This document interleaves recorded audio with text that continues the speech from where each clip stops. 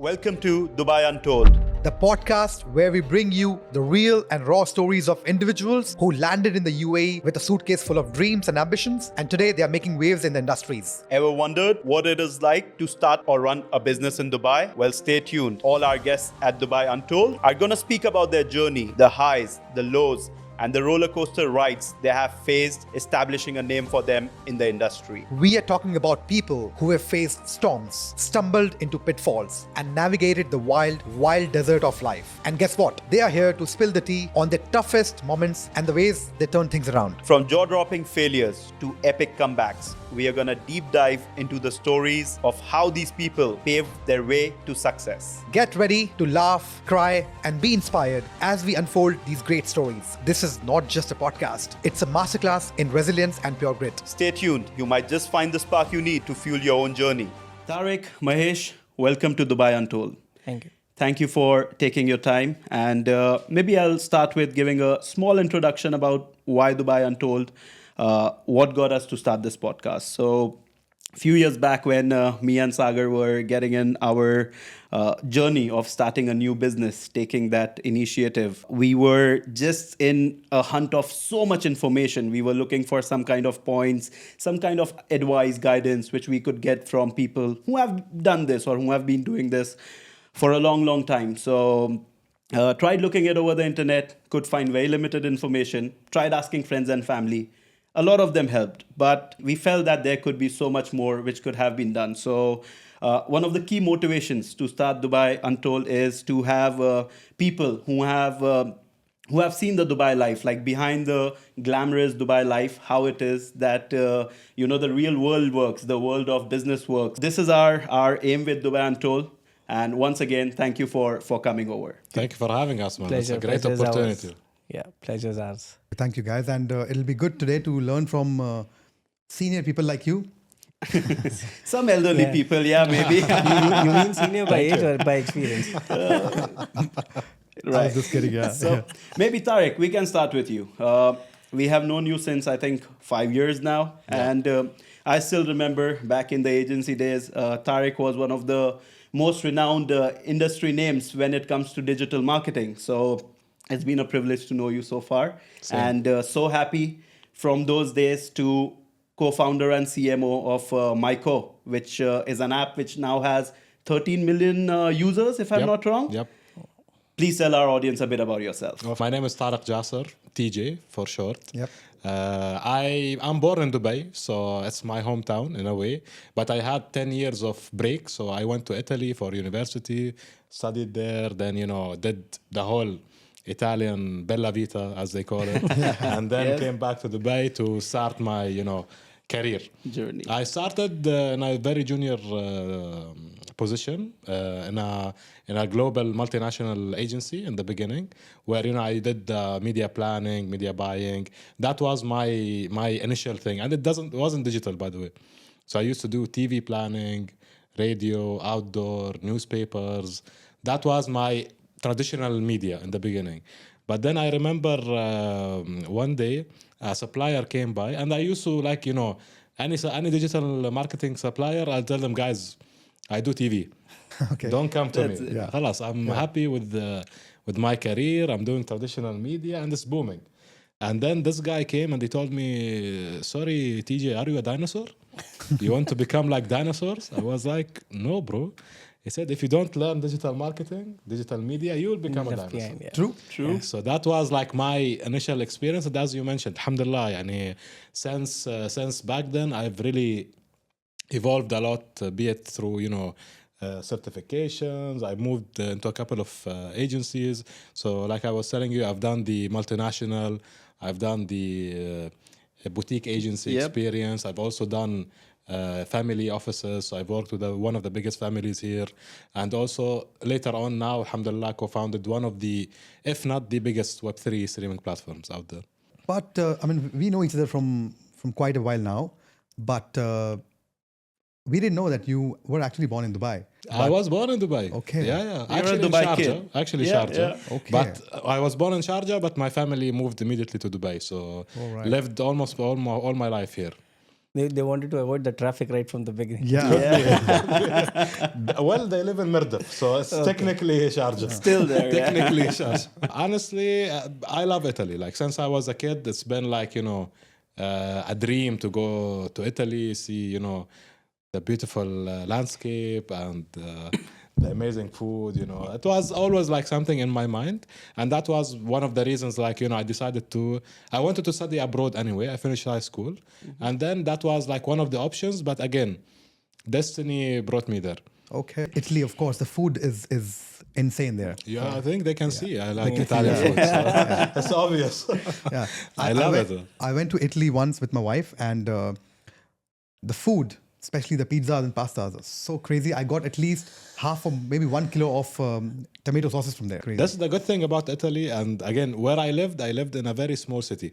So it was 180,000 people. Oh, wow. Consider that's small. really- It's that's not really like less, Yeah. actually. Yeah. And it's in the mountains. So near Tuscany, south of Tuscany, it's in a province called Umbria. And they call it the green heart of Italy because it's all like untouched nature. And there, like you see the tomato, bro, like all the ingredients, they have a very unique taste. My mouth is watery, bro. So you went there for education I went for university. There, actually, I opened my own business. over there. That was my first experience. Wow. So my That's dad, amazing. my father, rest in peace. When I was decided to move to Italy, he gave me an option. He told me, "Do you want me to pay you like a monthly 2,000 euro and you live your life, or I'll give you a capital and you open your business?" I was 18. Wow. So for me, it was like, okay, let's try that out. Let the That money come was- in. Yeah. That was my first entrepreneurial experience. It Wow. wasn't like a big thing. It was a small coffee shop, yeah, nothing. But still, like a lot of learning from those. Yeah, alhamdulillah. How many years was it for? 10 years. 10 years you ran my the whole, coffee shop, My whole or- time when I was in Italy, so from day one I arrived, Okay. I opened my business, and then I sold it with profit. Wow. So after 10 Amazing. years, I did a good profit on it. One question which I think of here right now is Europe or Dubai, if you were given a choice today. That's a very good question. And, I think it's not only Europe, across the whole world. So everyone tells you you have one opportunity in life. In all the countries, except Dubai. You have every day an opportunity. That's so true. So this is why we are all here. That is so true. Because it's Land of opportunity. opportunities. 100%. There we go. There Yeah. we go. Yeah. So always Dubai. For any professional or anyone who's ambitious, Dubai is the place to be. So yeah, Absolutely. there's no denying in that. Yeah. This, True. This place is amazing. We all four were sitting here. Yeah. Again, came here with, of course, nothing much, but Yeah. a suitcase of dreams and a lot more ambitions. And as this place, Dubai, it's such an amazing place to thrive and to grow, and everything is so systematic here, which you don't see in other countries a lot. I think the amount of innovation and the progress that this place has made in the last 15 years is crazy. Like the speed at which, Yeah, because Absolutely. we all travel, for holidays and all. yeah, And every country that you visit, you look at that from two perspectives. One is holiday, of course, you're there for tourism, and second is how would life be if I was settled You here. said there. Yeah. You, Yeah. you You know, settle yourself so- there. yeah, I think Dubai is the answer. Yeah. And there's I feel that people outside UAE might be thinking that this is more of an image that people staying in Dubai try to frame it, Yeah. but it's actually the reality. yeah. Like you come over here, this country just gives you opportunities. It hardly takes anything away from you.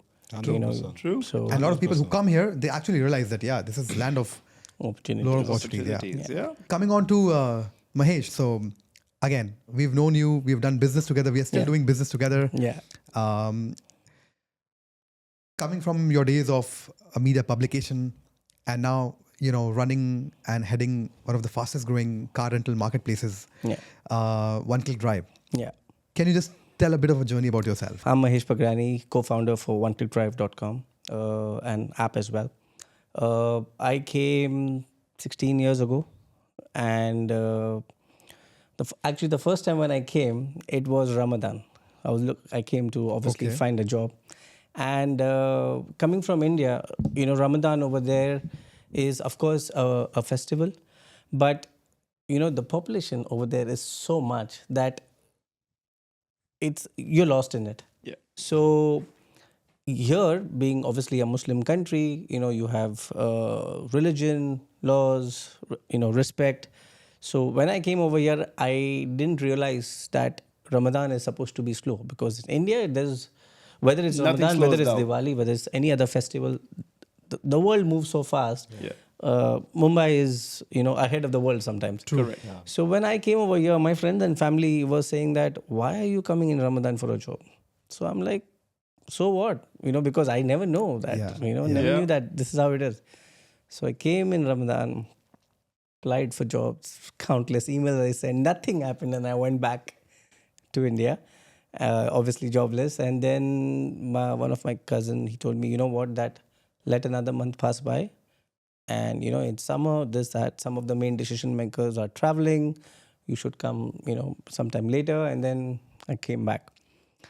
And then when I came back, again, back then it was a 30-day visit visa.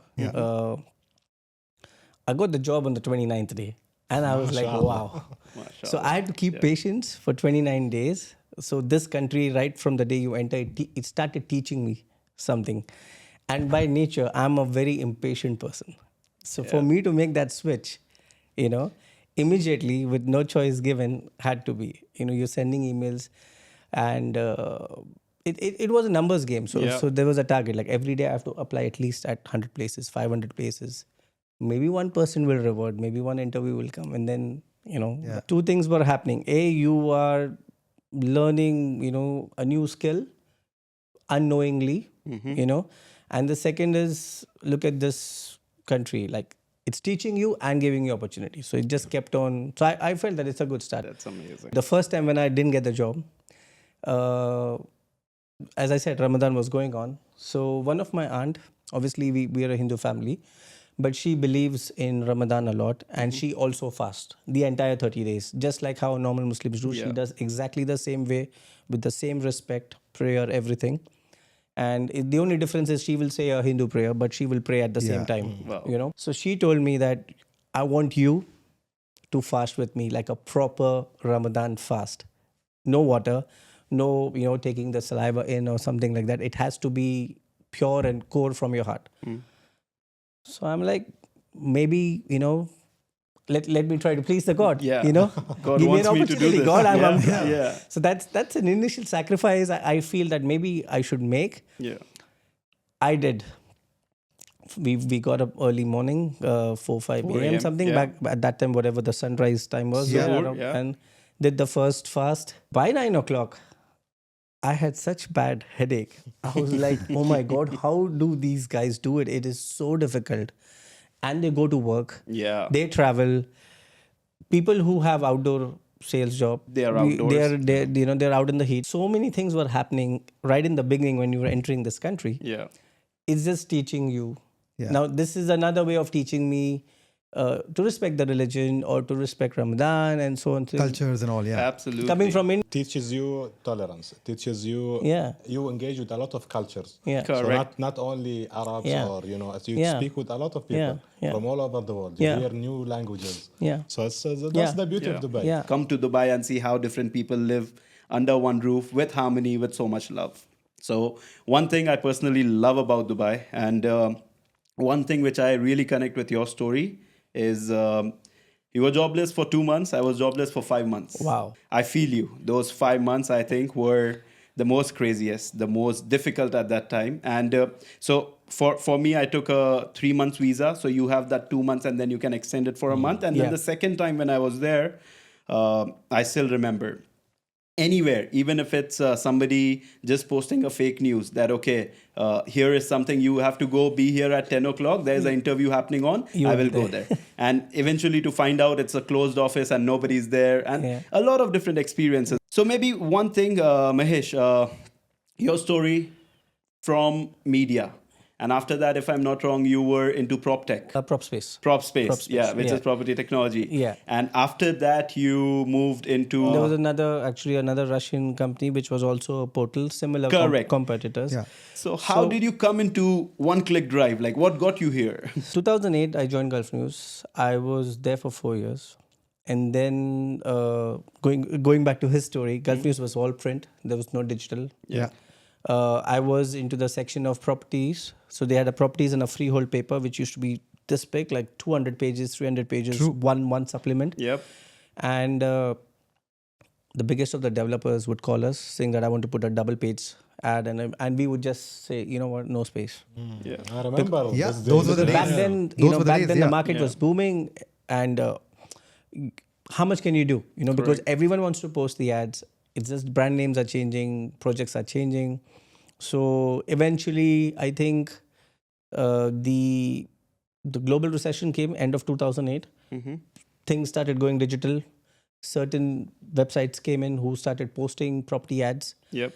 So then I realized that, okay, this is my time to make the switch. So whatever I was doing in print advertising, which is the old school advertising, I have to now move to digital advertising for the same ads or for the same industry. So this is again another funny story. I went to one of my client. When you work for a sales team and you have a company who has different products to sell, not all your products are the same. Yep. You have some weak product, you have some strong product, but sometimes it's the weaker product that gives you more profitability to the company. Correct. And being in sales, you have pressure to sell all. You can't just prove yourself only on one. So there was this one client, to whom I sold the most weakest product, made the money for the company, and the client also told me that, you know what, I'm not expecting any results out of this advertisement. I'm doing this because you took care of me for the last 2-3 years since you've been managing my account. So I'm doing this in goodwill so that you're happy, I'm happy, and stuff like that. Then what happened? There was a second property portal, which was an upcoming property portal. It was a smaller property portal compared to the bigger brand. So I went back to the same client. I told him I just need the decision maker's number. That's it. So I called the owner of this company and I told him that I have 4 years of Gulf News experience and I handle X number of clients. What you need is right now an experience from a similar industry. We met for a coffee. It was not an interview. I never made it like an interview. And I told him about my experience, what I do. And I told him what I bring on the table if tomorrow if we are working together. So he said everything fine, blah, blah, blah. And we part ways. In the following week, he called a couple of clients. Like, have you heard of Mahesh Pagrani? He approached me. What do you think of him? All my clients spoke very highly of me. Wow. They're like, he is the man, you should go for him. Because he took care of our account. And that's what we want, Yeah. As long as someone is doing the job, there's no problem. They are getting results, the other person's getting money. It's a fair transaction. So this company called me and he's like, you know what, why don't we meet again? And till that time, I have no news that he's done some background check on me. And we met again and he told me about whatever stuff we discussed. And then he made me meet his partner who was from another country. And that's it. It clicked. And then he presented that we are planning to launch a property software that will bring a revolution in the industry. And it had a lot of potential. So when he discussed with me, I'm like, we should go for this. We should definitely do this.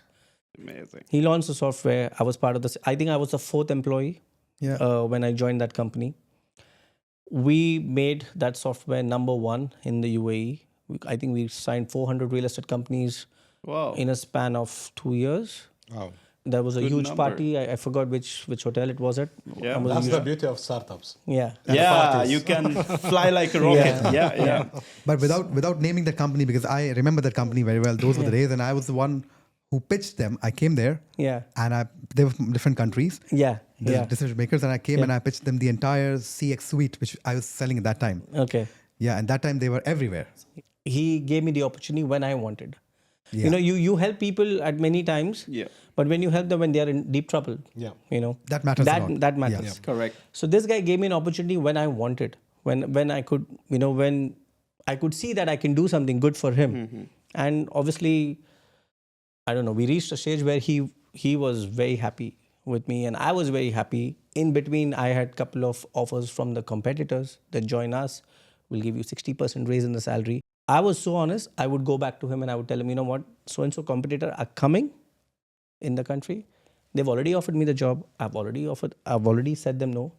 But it's my duty to inform you that we should be ready because tomorrow a big brand is coming. Yeah. And then we worked. One thing I think I'm thankful is that I did 3 jobs and I learned a lot from my managers. I got good managers. That's important. That's a blessing. Yeah. That's a blessing. People don't leave companies, they leave managers. Yep. Yeah, they leave people they work with. Correct. Yes. Correct. So a lot of times it's not the company's fault. It's just the immediate one step ahead, the person who is. Yeah. That just spoils the whole story. So going back to this, how One Click Drive started, I was head of sales. So we started doing well. I was the 4th employee. We reached 46, 48 employees. And I was head of sales. My co-founder, who's right now, he was head of tech. And we came together. He told me about an opportunity that let's start oneclickdrive.com. There's no strong portal for car rentals right now. It's just the right time because in every industry there is competition. Correct. But let's just be the first one. So at least we are 5 steps ahead of anyone else who's going to come later. First movers advantage. Yeah. I'm like, I will do my part. You'll do your part. So everything is making sense right now. So we did. Yeah. We came together. We formed the company. And that was the beauty that he could do the whole back end. Yeah. I could do all the sales. Perfect there was power no team. immediate- Yeah. yeah. These days, I mean, there are amazing ideas out there. People with crazy ideas. Yeah. But Yeah. if you've seen, businesses doesn't work on ideas. Yeah. It works on execution. Correct. Exactly. And probably it was destined that you guys will work together Yeah. and make such a big company. Yeah. Yeah. But again, as I said, ideas are everywhere. Yep. But execution is where a lot of people Yeah. either don't know how to do it Yeah. or they don't have the right co-founder or a partner Yeah. to execute, because running a Take business care is not a very Yeah. simple thing it looks like. Just one point on this, Yeah. as you mentioned, companies, even when you found a company and start your own company, the structure or the idea itself is, I think, 20%. True. The team that you put together does the work. Yes. Yes. That is Absolutely. the actual Yes, yes, difference that you yes. can make. 100%. Yes, just to elaborate on his point, actually, we started 7 to 8 years ago. And the first employee that we hired was a coder. And it was obviously hired by my co-founder because it's a tech His domain. requirement. It's his role. And he found her through, I don't know, one of the websites. She must have applied. And we hired her. For the first 4 months, I did not even meet her because we were so small. We didn't even have an office. It was like a remote office, like a flexi desk kind of Yep. thing. I you remember have- coming to your office Yeah. once on a flexi we one, have, we have only one chair because that's what we could afford. So we gave it to her because we're the owners, but we had to give it to her. Yeah. Absolutely. Yeah. Of course. That employee, till today, she works for us. Wow. The first employee of One Click Drive, till today, she works. And she is amazing. That's amazing. Like right now, the website is very complex because we have multiple categories. We're in different regions of the world. It's very complex. Like I think we have over 300,000 pages in the website. She is so amazing. Like if I would say that this particular code is the problem, she would tell us that this is in this corner of the website and this is what is bugging the whole website and let's just remove this and this. She's amazing. Wow. And I'm That's blessed amazing. to have a team. I Yeah, feel that we are successful today as a brand at our level is because of the team, not because of the co-founders. it It's the can never team be that one has- man's effort. Yeah. It Yeah. can never Yeah. be Yeah. one man's Yeah. effort. It's the And team. this is very important to know because some people think it is a one-man effort. It's a one And man. majority Yeah. of the companies that I've seen fail is because it's linked to one person. If a company is, I work with you because you are there, Yeah. that doesn't work. Yeah. That doesn't work, That limits your growth. Yeah. So you have to expand and get people to love your brand, Yeah. not True. to love you Exactly. as a founder. Yeah. Yeah, that's why we call it a founder story. So for every business we work with or founders we work with, first we create a founder story, and that is so powerful because your story is very important for people to know because that's what it shows. What's your why and why are you doing it? Yeah. So this employee you're talking about, she probably knows your why so strong. That's why she's putting her role because it's not about what, but why are we doing that? Yeah. What's the Yeah. what's the objective behind it? But there is one message that I would like to pass is that there are two kind of people. One who does a job the entire life, one who does a business very soon in their life, and then they do business for the rest of their life. It's this call, whether I'm a businessman or I'm an amazing I would say a Employee. professional, Yeah. an employee, or maybe, a professional, like a doctor is not an employee, but he's a professional. But Yeah. that call comes within, if you get that call, like I can only talk about myself. I did 3 jobs before doing the business. So I did the entire thing from scratch. So I have been the most junior person in the team to a co-founder. So I have seen the entire ladder. I feel for the employees when I started I know what they want. I can feel it because I've been in You've that been place. there. Correct. You've been there. You know, Yeah. so if someone wants to start a business, there's no rule that you have to do a job first. But I just feel that if you've done a job first, it gives you multi-dimensional view. It helps. Yeah. It helps to a what you great can extent. forecast, Yeah. what problems you will get, Absolutely. and stuff like that. What small things, as when we were employees, what small things used to make us happy Yeah. can make them happy, and Yeah. you want to always connect at some level with them. Correct. And for people who aspire to do a startup sometime, my personal experience or my personal learning has been that make mistakes on somebody else's money. I know it sounds selfish, but it's true, right? You work for somebody, you try whatever experiments you have to try, you make mistakes, you learn for it, so that when you start your own thing, you don't do those. I agree, but I don't know. In my opinion, it's a tricky thing. Whenever you found your company, you'll have to do mistakes. Absolutely. Like, It's we an all ever wanna- learning. Yeah, it's an ever like, learning curve. and then we cry about it. But again, this builds you because your first Yeah. experience is Exactly. we are all young. We still have a lot of time ahead of us. This is maybe our first Yeah. company. You never know what Yeah. happens Where later. are we gonna So next? it's Yeah. all Yeah. like Yeah. sir, you have an excellent experience. But again, how much did you learn in the past 7 years? Yes, that's a Let's question. say yeah. tomorrow you come up with another idea with Yeah. a bigger team. Yeah. So All one right. guy who's come here with his learnings, changing gears from switching the medias completely, and the other guy who's all about experience and learnings. And guys, it's a very inspirational journey. Both Thank of you, Thank both you of so you. much. It's amazing. You guys as well. Well, maybe that's the next question, Sagar. Who are we? Like Dubai Untold. Dubai Untold itself is a revolution. Thank you. When Sagar called me about this podcast, the first thing that triggered me that he said, I don't want to show people the normal success stories with the sprinkles and the rainbows and the unicorns. No, this is the reality of things. It's not easy. It's not easy. But it's beautiful. At least from my experience, It is. It is very tough. Yeah. It's not 9 to 5. It is 24/7. Yep. No weekends. You go and leave. You're always connected. Always on the Still phone. online. Exactly. True. But it's beautiful. Like today, when you see your company grow, your vision, and you see that team around you are happy. The team is growing. You are taking, building future leaders. Absolutely. Because again, not everyone is an employee. Some people who work for you, you can see that they are entrepreneurs themselves.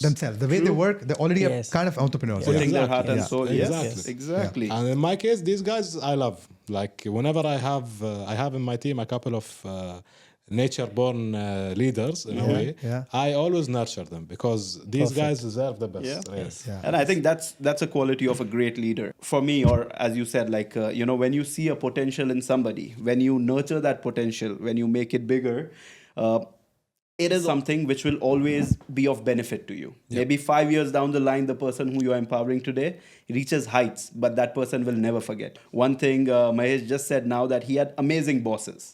Yeah. I think it's those bosses who did something which made him feel Yeah. that way. 100%. Yeah. Yeah. So 100%. that's something which is amazing.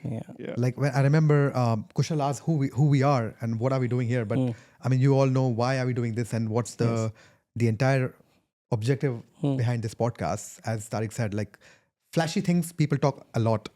Even people consider and take Dubai as a perception or positioning it's all about jazzy lifestyle, Bling. Yeah. cars, Luxury. and all. But very few people talk about how did they get there. Yeah. The backside, the stories don't know. When I came here, everything was amazing, smooth. I had a family here, so I was staying with them, no issues. Of course, I offered for jobs. I got a job again the last day of my leaving Dubai. Yours also. Yes, same. Okay. But for 3 years, my first job in Dubai, I was literally in the summer or whatever the weather is, I was walking door to door in Alcus and DIP. Those were my 2 areas assigned. Wow. But I was into yellow pages, Okay. directories. Yeah. Again, print. We also had online. Wasit, Yeah, so the yellow, the yellow yeah, directories. So I used to carry almost 15 kilos of 10 to 15 kilos because it has 5, 6 directories in bag. And I just used to go door to door because that sales, you can't just do by cold calling. You have to just literally go in. Yeah. Yeah. And you meet Walk in. Yes. And you meet these warehouses owners there Okay. and sell them a small pitch for like 2,000 for a small quarter page Yeah. to 10,000. But those 3 years, again, taught me a lot to firstly had this, like have no barrier to speak to anyone. And that's very important for business. Yeah. When you have literally no barrier, you can just literally pick up phone and even call, let's say, a CEO of, let's say, a biggest company in the UAE. You just feel yourself that you're equal. Yeah. Yeah. That's where the magic happens. Yeah. Yeah. Yeah. So this is again a learning. Yeah. And Yeah. and that's really is still today. And I'm a pure. I love sales. I've only been doing sales throughout my career. I know, Mr. Sagar. You're very good at it. You know, the best He's a part charmer about, at it, yeah. The best part about him is he just said he loves sales. What he does is he doesn't do sales. Yeah. Sometimes you don't have to sell the product. Yeah. It sells for itself. True, So when he comes, he meets someone, he, rather than, telling us this is an amazing mobile, he just tells us what value this can bring. Yeah. So it's more about, it's more about Sagar just telling you or making you understand that what are you missing on and how can this benefit you. Yeah. It's more about him explaining the value of it rather than just saying, you know what, take this, you'll do amazing. Oh, this will, no. It's, I learned the hard way because when I was selling, my first job in India was into sales, but telesales to US markets. Oh, wow. Okay. And fresh out of MBA graduate, I got placed straight Different from my MBA. time zone as well. Different time zone. My timings were 9 p.m. to 4 a.m. Wow. That's And tough, man. Yes. I did that for 9 months. But those 9 months taught me the power and the importance of communication because literally out of just college MBA graduate, I'm calling only US and I'm booking meetings for my US sales managers. Of course, that's why I couldn't survive more than 9 months because I thought, what can I do after that? Like I've learned everything. Yeah. I know how to cold call. I know what to speak to people and convince for a meeting. But what's next? Because ultimate sales happens when you meet someone, right? Right. Yeah. Then I moved into more of a day-to-day, like a face-to-face sales. It sales makes a thing. big difference. It does, absolutely. And I think all the 10 years which I have been a part of the sales cycle, one thing, as you said, which I've realized is whenever you go and you talk about the features of your product or something which is about you, the sale never happens. It's always about learning about the problems of the person sitting in front of you. Yeah. What are they facing? I think that's the core. What is the You issue? need to fix the opposite person's problem. Issue. That's it. True. You don't need to do That's- yeah. sales. Then it helps. Yeah. And God's been very kind. I have an amazing team. They have led from the front. It's the leaders who lead from the front, but here it's opposite. The team has lead from, and I'm just showing direction. The cars are coming, which is my team, and me being like a traffic police, I'm just Guiding giving them. them direction. Yeah, and that's that could very be because important. of the 12 years of job that I did. So maybe my speed is better. Yeah. Because I can foresee certain things much more earlier than the normal person, Yeah. So I think it's a lot to do with the team. If you have a strong team, everything else it doesn't matter. This is where it comes to. Of course, everyone gets to that level where things are not going as per plan. You had something in mind, something came up, it's not delivering as you had expected, or these things. But again, I think it's all about being flexible. If you want to create a company, if you want to found a company or a startup, you need to be flexible. Yeah. Don't panic. Understand the situation. It's all about how you react to any situation. Yeah. Think about it before you take decisions. So a lot of people think, okay, things are rough. Khalas, let's downsell or just just get things rolling. But no, in my opinion, just take a step back, give yourself some time. 24 hours never breaks any deal, never breaks anything. Give yourself the time and then proceed and be flexible. Tariq, I just got a deja vu moment. You won't believe it. 4.5 years ago, I still remember we both were serving to the same client. Yeah. And I came to your office and there was a lady in your team and she was extremely paranoid about some deadlines not being met. Yeah, She yeah. was crazy. Like you could see that she was getting so frustrated. We both were sitting in that meeting room, and she comes to Tariq. I think that you were the reporting manager at that time, and your reply in one sentence was this: "You're not a doctor. Nobody's gonna die if you send this tomorrow. Just go home." And Things like those stick 100%. with you. yes, and I Yeah. was like, wow, like you need people like you need bosses like these. You need people like these who see that okay, now it's you have reached that point. You need to calm these people down. So I'll give you how I learned this, to be honest, and I really want to give this Sure. shout Please. out. Sure. So, in my first company, I used to handle one of the biggest UAE clients, Dubai Holding, which is, Yes. technically It's a huge it is brand. Dubai. Biggest, of it is course. the It's biggest. government, It is yeah. Dubai. Absolutely. So, I had, booking orders from my client, which is in seven figures. Yeah. Okay.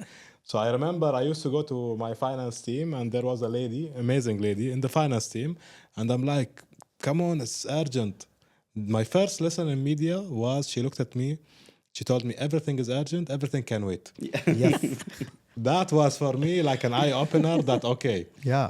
we are not in Yeah. in medicine, In business. medicine. Yeah, That is things so can true. wait. That is so true. While being at the forefront of Myco and growing the company as a co-founder, what personal sacrifices have you made? And if you have made a lot of personal sacrifices, was it worth it? Like today, when you look at that, do you think when we are always at the forefront and running around here and there and we're growing the company, we have to make a lot of sacrifices? But personally, as you today, do you think all of that was worth it or not? 100% sacrifices we all do, and unfortunately it's mainly on the family, the time that you spend with your family, with your kids, with your wife, and it's difficult sometimes. It's very difficult to manage work with life, and make sure that in a startup you're always connected 24/7. How do you pull time out of this 24 hours that you have every day?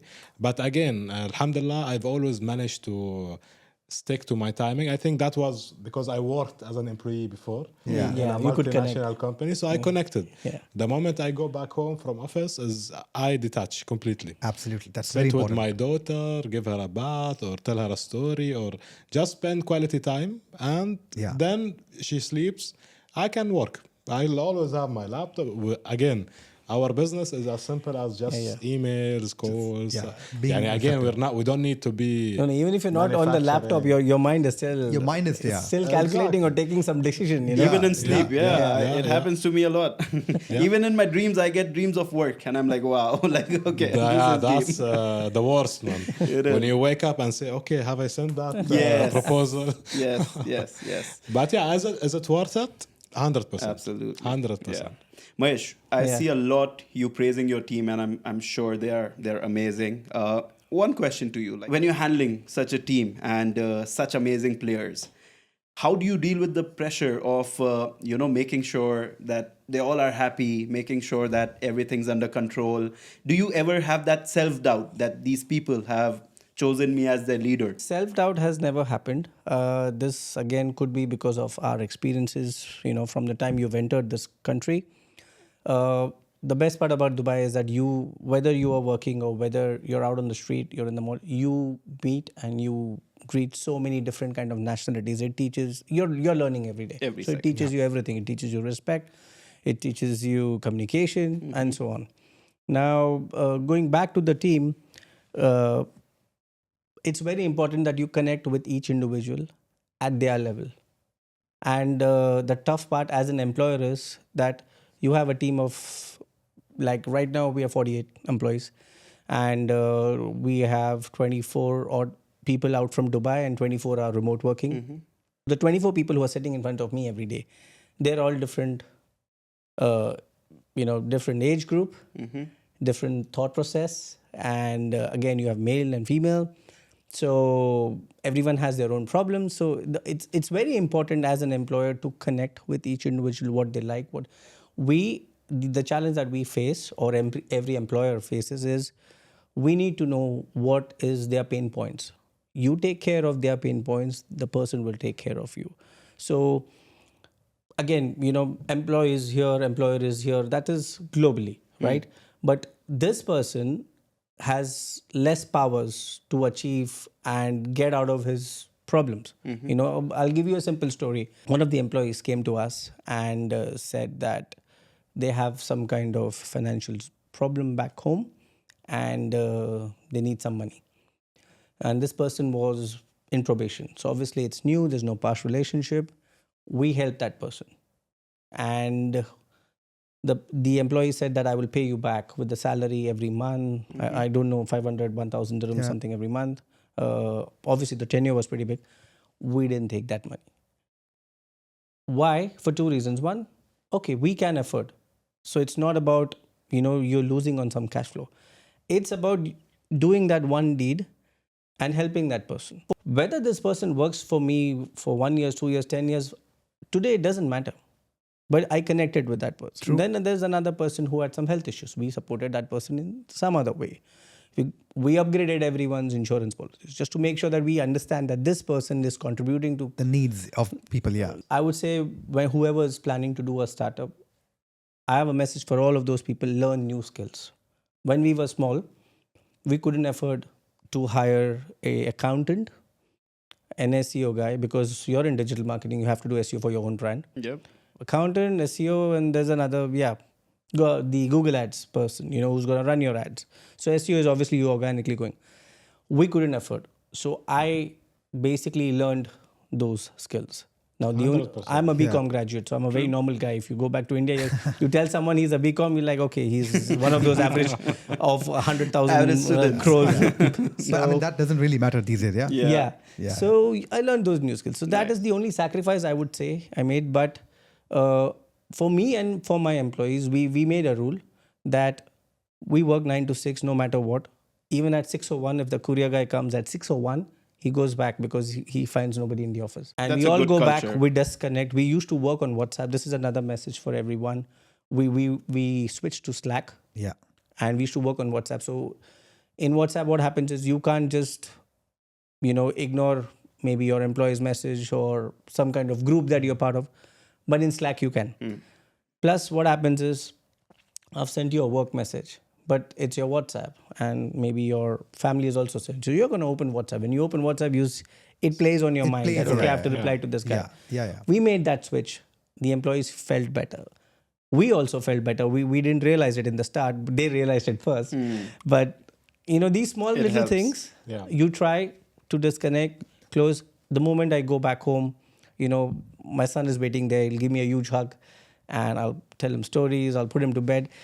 It just takes all the stress away. Yeah. So the only sacrifice I would say if you make is you learn new skills because you're pushing your body, you're pushing yourself. Correct. And push yourself. Don't push your team too much because you need them. So They will find And somebody. exactly, your team, not everyone is a founder at the end of the day. Yeah. So now let's talk about a bit of highs, Tariq. We've spoken a lot about lows and what we've gone through to be here today. Yeah. Let's talk about one high. Like, what's your biggest or proudest moment or some moment which you want to frame it in your business life, professional life? Multiple. Like, I can't think of one moment in itself. But again, Maiko today is really has become a key player, not only on a regional scale. Today, we have user base from 170 countries. We have people, so let's say we have rights for Cricket World Cup, ICC World Cup in Pakistan, which is a huge cricket fan base. Yeah. And something that I really love is that, we have a watch and air model. So out from the ad revenue we get, we split it between the viewers and the content creators. Okay. So we have viewers in Pakistan who pay their phone bills just by watching cricket games. That's amazing. That's so for crazy. Me, That is a milestone. honestly, That's like huge. we get messages of people saying, "Thank you, Maiko. I paid my phone bill this month because of the ICC World Cup.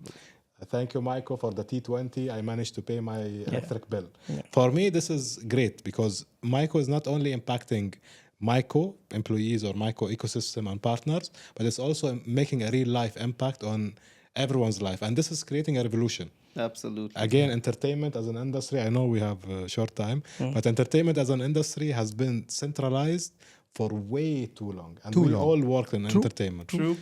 Maiko and the Web3 technology comes in to decentralize not only the ability to fund filmmakers or to fund content creators, but also to bring into the game the viewer, which is the key message. At the end of the day, when you run your campaigns, you are not paying YouTube.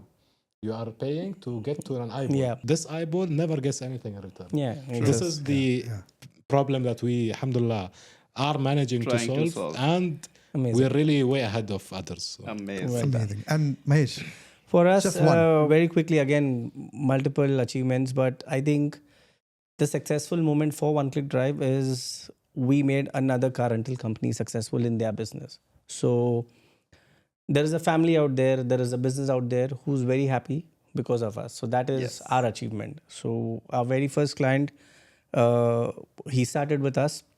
He had 40 cars fleet. Today he has around 470 something. Wow. The difference is when we meet, there's no hello, hi. He hugs us. Yes. He says thank you, and then we start the meeting.